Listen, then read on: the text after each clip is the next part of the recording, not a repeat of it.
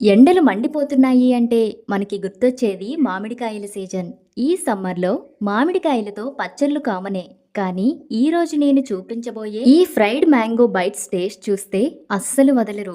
ముక్క పైన కొంచెం క్రిస్పీగా, లోపల పుల్ల పుల్లగా, కారం కారంగా తగులుతూ ఉంటే ప్లేట్ ఖాళీ అయిపోయే వరకు అస్సలు ఆగలేరు. పెరుగన్నంలోకి ఈ ముక్కలు నంచుకుని తింటే ఆ కిక్కే వేరు. వీటిని ఒక్కసారి చేసి పెట్టుకుంటే ఈ సమ్మర్ మొత్తం ఎంజాయ్ చేయొచ్చు.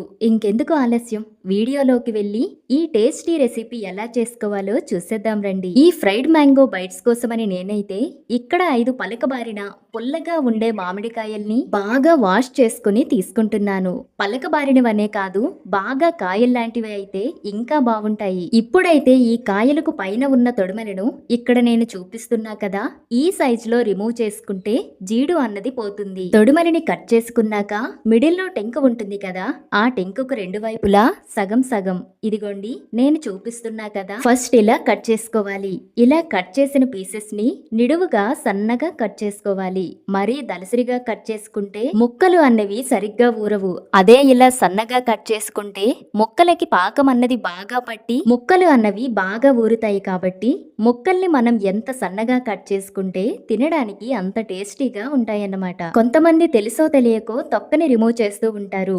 ఇలా తొక్కతో ముక్కల్ని తీసుకోవటం వలన నోటికి కొంచెం క్రిస్పీగా ఉంటాయి. ఇదొక ఫ్లేవర్ అన్నట్టు. ముక్కలు అన్నవి మనకి రెడీ అయిపోయాయి. ఇలా కట్ చేసుకున్న ముక్కల్ని మరొకసారి బాగా కడిగేసుకోవాలి. అది కూడా నార్మల్ వాటర్ తో కాకుండా సాల్ట్ వాటర్ లో వేసి కడుక్కుంటే మామిడికాయ తొడుమల దగ్గర జిగురు లాంటి సొన ఉంటుంది కదా, ఒక్కొక్కసారి కట్ చేసినప్పుడు అది ముక్కలకు కూడా అంటుకుంటూ ఉంటే పోతుంది. అంతేకాదు ముక్కల్ని మనం కట్ చేశాక గాలి తగిలి రంగు మారిపోతూ ఉంటాయి. అలాంటప్పుడు ఇలా సాల్ట్ వాటర్ లో కనుక ముక్కల్ని బాగా కడుక్కుంటే రంగు అన్నది మారకుండా ఫ్రెష్ గా ఉంటాయి. ఇలా కడిగిన ముక్కల్ని ఒక వెడల్పుగా ఉండే ప్లేట్ లో వేసుకుని వీటిని 1 గంట 2 గంటల వరకు ఫ్యాన్ కింద ఆరబెట్టుకోవాలి. మెయిన్ గా వీటికి అస్సలు ఎండతో ఎలాంటి పని లేదు. ఇలా ఫ్యాన్ కింద ఆరబెట్టుకోవచ్చు. ఎక్కువ రోజులు కనుక నిల్వ ఉండాలి అంటే అందులో అస్సలు పచ్చి నీరు అన్నది ఉండకూడదు.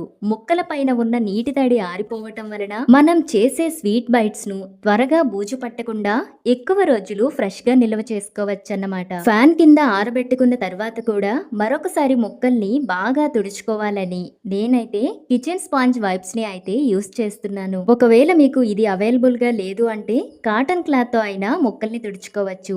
మీకు వీలైతే ఇలా ఏవైనా పికిల్స్ లాంటివి స్టోర్ చేసుకోవాలి అన్నప్పుడు ఈ కిచెన్ స్పాంజ్ వైప్స్ ని తెచ్చుకుంటే చాలా బెటర్. ఎందుకంటే ముక్కలకు ఉన్న తడి పూర్తిగా పీల్చుకుంటుంది. ఎక్కడా కూడా తడి లేకుండా ముక్కలు అన్నవి డ్రైగా అవుతాయి. మీకు ఫ్యాన్ కింద పెట్టాక కూడా డౌట్ గా ఉంది అంటేనే రెండోసారి ఇలా తుడుచుకోండి. లేదు పర్వాలేదు బాగా తడి ఆరిపోయింది అనుకుంటే ఏం ప్రాబ్లం లేదు, ముక్కల్ని డైరెక్ట్ గానే తీసుకోవచ్చు. ఇలా కట్ చేసిన మామిడికాయ ముక్కల్ని ఫ్రై చేసుకోవటానికని నేనైతే లోతుగా వెడల్పుగా ఉండే ఒక కడాయిలో సగానికి ఆయిల్ ని వేసుకుని ఆయిల్ అన్నది బాగా హీట్ అయ్యాక ముందుగా మనం కట్ చేసి పెట్టుకున్నాం కదా మామిడికాయ ముక్కలు, వాటిని కొంచెం కొంచెంగా వేసుకుంటూ ఫ్రై చేసుకోవాలి. వీటిని ఫ్రై చేసుకునేటప్పుడు స్టవ్ ని మీడియం ఫ్లేమ్ లో పెట్టుకుంటూ ఫ్రై చేసుకోవాలి. ముక్కల్ని మరీ డీప్ ఫ్రై చేసుకోకుండా లైట్ గోల్డెన్ కలర్ వచ్చే వరకు ఫ్రై చేసుకోవాలి. ముక్కల్ని వేశాక కడాయికి అంటుకోకుండా ముక్కకి ముక్క అతుక్కోకుండా మెల్లగా ఇలా మధ్య మధ్యలో కలుపుతూ ఉంటే విరిగిపోకుండా ముక్క పల్లంగా వస్తాయి. ఇదిగోండి ఇక్కడ నేను చూపిస్తున్నా కదా, ఇలా గోల్డెన్ కలర్ వచ్చేలా ఫ్రై చేసుకుని గారెల గరిటెతో ఆయిల్ నుంచి ముక్కల్ని సపరేట్ చేసి ఒక ప్లేట్ లోకి అయితే వేసుకోవాలి. సేమ్ ఇదే ప్రాసెస్ లో మిగిలిన ముక్కల్ని కూడా వేసి ముక్కలన్నవి గోల్డెన్ కలర్ వచ్చే వరకు అయితే వీటిని ఫ్రై చేసుకోవాలి. మామిడికాయ ముక్కల్ని ఇలా ఆయిల్లో వేగించుకోవటం వలన ముక్కల్లో ఉండే పులుపు అన్నది పోయి పాకంలో వీటిని ఊరించాక కూడా మెత్తపడకుండా తినేటప్పుడు కొంచెం క్రిస్పీగా ఉంటాయన్నమాట. వీటిని కూడా ఇలా ఫ్రై చేసుకున్నాక ప్లేట్ లో వేసుకుని పాకం కోసమని మసాలాను ఎలా ప్రిపేర్ చేసుకోవాలో చూద్దాం. ఒక చిన్న రోట్లో 2 స్పూన్ల జీలకర్ర, 8 నుంచి 10 యాలకులు, అలాగే 1 స్పూన్ మిరియాలు, వీటితో పాటు 1 స్పూన్ పంచదార వేసుకుని అన్నీ కూడా మెత్తగా పొడి అయ్యే వరకు దంచుకుంటూ ఉండాలి. వీటితో పాటు పంచదార వేసి దంచటం వలన మిరియాలు, యాలకులు, జీలకర్ర అన్నవి వేసుకున్నాం కదా, కొంచెం ఫాస్ట్ గా రోలికి అంటుకోకుండా పొడి అన్నది చాలా ఈజీగా వచ్చేస్తుంది. ఈ మసాలా పొడిని పక్కన పెట్టుకొని మరొకసారి స్టవ్ మీద వెడల్పుగా ఉండే ఒక గిన్నెను పెట్టుకొని అందులో ఒక 3 గరిటెలతో వాటర్ వేసుకోవాలి. ఈ వాటర్లో మనం రోట్లో పొడి చేసుకున్నాం కదా, ఆ పొడిని వేసి గిన్నెకి అంటుకోకుండా ఇలా కలుపుతూ వాటర్లో పొడిని అయితే బాగా కరిగించుకోవాలి. చూసారు కదా, పొడిని ఇలా కరిగించుకున్నాక ఇప్పుడైతే ఇందులో 3 స్పూన్ల కారం వేసుకుని స్టవ్ ని లో ఫ్లేమ్ లో పెట్టుకుని కలుపుతూ ఉండాలి. ఒకవేళ హై ఫ్లేమ్ లో పెట్టారు అంటే కారం అన్నది అడుగు పట్టేస్తుంది. అందుకే ఇలా లో ఫ్లేమ్ లో పెట్టుకుంటూ కారాన్ని అయితే బాగా పట్టించుకోవాలి. ఇక్కడ నేను తీసుకున్న ముక్కలకి అయితే 3 స్పూన్ల కారం అన్నది సరిపోతుంది. ఒకవేళ మీరు ఇంకా ఎక్కువ ముక్కలు కనుక తీసుకుంటే 2 స్పూన్ల కారం ఎక్స్ట్రాగా వేసుకోవచ్చు. కారాన్ని ఇలా పట్టించుకున్నాక స్వీట్ కోసమని 1 కప్పు పంచదారని అయితే వేసుకోవాలి. పంచదారకి బదులుగా బెల్లాన్ని అయినా వేసుకోవచ్చు. పంచదారలో తీపి అన్నది కొంచెం ఎక్కువగా ఉంటుంది.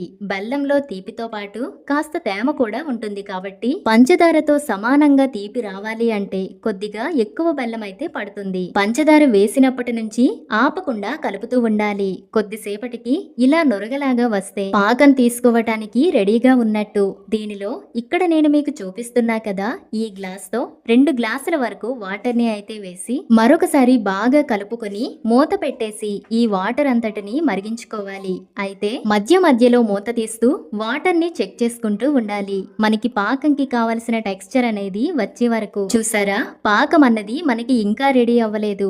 వాటర్ అన్నది అలానే ఉంది కాబట్టి మరొకసారి మూత పెట్టుకుని ఒక 10 నిమిషాల వరకు మరిగించుకోవాలి. 10 నిమిషాల తర్వాత మూత తీసి చూస్తే పాకం అన్నది కొంచెం మందంగా ఇలా దగ్గర పడినట్టు అనిపిస్తే స్టవ్ ఆఫ్ చేసుకుని ఈ పాకంలో వేగించి పెట్టుకున్న మామిడికాయ ముక్కలన్నింటినీ కొద్ది కొద్దిగా వేసుకుంటూ మెల్లగా కలుపుతూ పాకాన్ని అయితే ముక్కలకి బాగా పట్టించుకోవాలి. పాకాన్ని మరీ గట్టిగా కాకుండా కొంచెం లూజుగా తీసుకుంటే బాగుంటుంది. ఒకవేళ పాకం అన్నది ముదిరిపోయి గట్టిగా ఉంది అంటే అది మామిడికాయ ముక్కల్లోని తడిని లాగేసి ముక్కలని కుంచుకుపోయేలా చేస్తుంది. దీని వల్ల ముక్కలు సాగిపోతూ రబ్బర్ లాగా గట్టిగా అయిపోతాయి. అదే ఇలా లూజ్ పాకం కనుక తీసుకుంటే ముక్కలు అన్నవి సాఫ్ట్ గా ఉంటాయి. ఇలా ముక్కలకి పాకం పట్టించుకుంటే summer special fried mango bites అన్నవి మనకి రెడీ అయిపోతాయి. వీటిని గ్లాస్ జార్ లో అయినా గ్లాస్ బౌల్ లో కానీ వేసి ఫ్రిడ్జ్ లో పెట్టుకుంటే దగ్గర 2-3 నెలల వరకు మనకి ఈజీగా స్టోర్ ఉంటాయి. చూస్తుంటేనే నోరు ఊరిపోతుంది కదా, జ్యూసీగా క్రిస్పీగా.